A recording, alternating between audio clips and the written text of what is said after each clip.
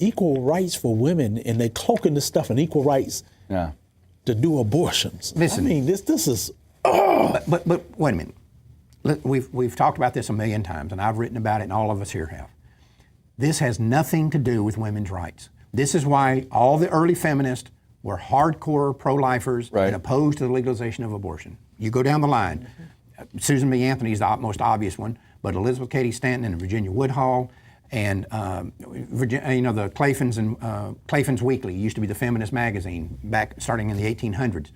These people were all vehemently opposed to the legalization of abortion because they said it was something that would profit sexually irresponsible and sexually predatory males. That's who would profit from this. And that's the point we need to continually make. That's a point that they need to be continually making out there, as this other side is going to argue that this is something that we do to protect women. And what we have seen throughout the years is that it is in fact something that does protect sexually irresponsible, sexually predatory males. And you know, the interesting thing here is that the media, who is of course in bed with all these moral degenerates, because they're fellow moral degenerates, they always project this as a battle between men and women. They want it to look like it's a bunch of men trying to oppress a bunch of women. But if you look at all the polling that's done on abortion, women always poll more pro-life than men. And the vast majority of the pro-life movement is female. The vast majority of it. And it's men who recognize whose interest is being served. And you know, we didn't get to this story earlier.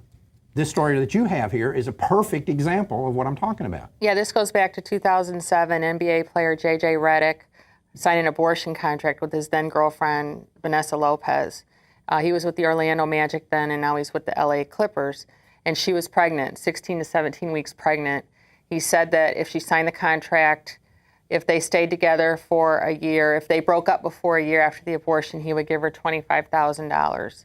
So under duress, she signed the contract, got the abortion in Orlando at one of Prendergast's clinics, and afterward suffered post-traumatic stress disorder.